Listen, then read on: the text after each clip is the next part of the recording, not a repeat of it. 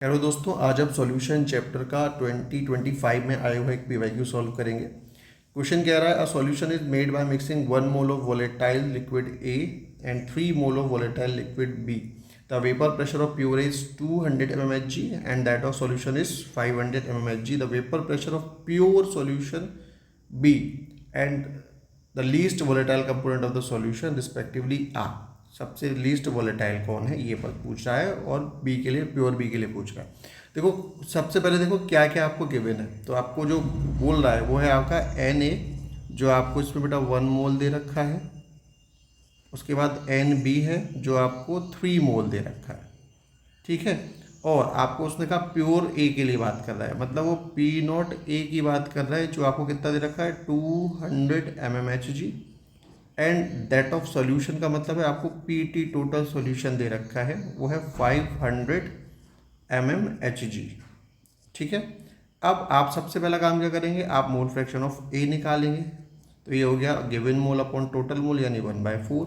Mole fraction of B निकालेंगे, ये हो जाएगा आपका 3/4।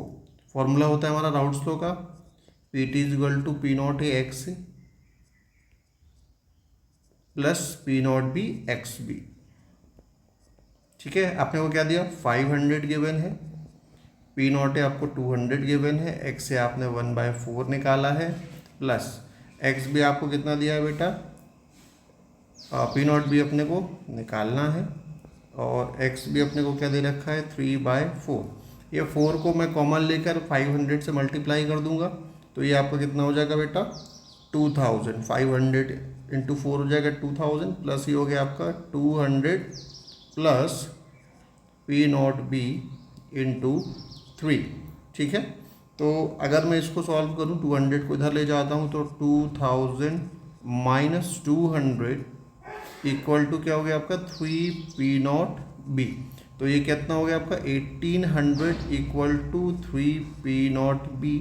तो P0B बेटा क्या हो जाएगा आपका 600, क्या हो जाएगा ये आपका 600 mmHg।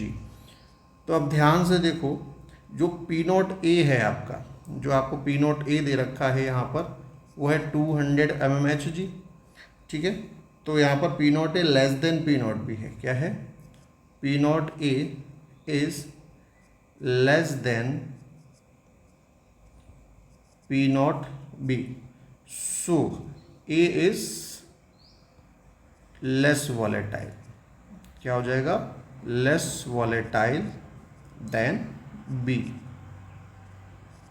इसका मतलब आपका ऑप्शन कौन सा हो गया बेटा, ऑप्शन नंबर डी करेक्ट हो गया, ठीक है।